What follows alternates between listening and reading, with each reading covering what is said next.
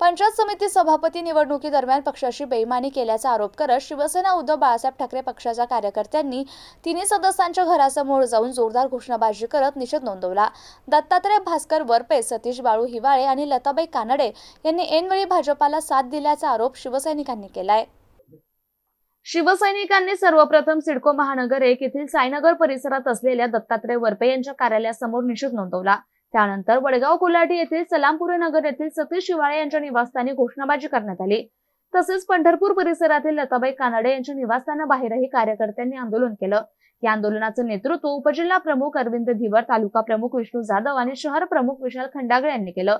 यावेळी पदाधिकाऱ्यांनी सांगितलं की पक्षाच्या तिकिटावर निवडून येऊन नंतर पक्षाशी गद्दारी करणाऱ्यांना शिवसेना कधीही माफ करणार नाही। यावेळी उपतालुका प्रमुख सुदाम भंडे, नामदेव सागडे, संतोष चंदन, रोहिदास चव्हाण, के.पी. चव्हाण, विजय वाडेकर, अनिता पाटील, स्वाती काळे यांच्यासह अनेक पदाधिकारी आणि शिवसैनिक उपस्थित होते। तसेच या तिन्ही सदस्यांवर पक्षाने कठोर कारवाई करावी अशी मागणी कार्यकर्त्यांनी नेते अंबादास दानवे आणि चंद्रकांत खैरे यांच्याकडे केली आहे। अशोक साठे, MCN न्यूज, वाळूज, छत्रपती संभाजीनगर।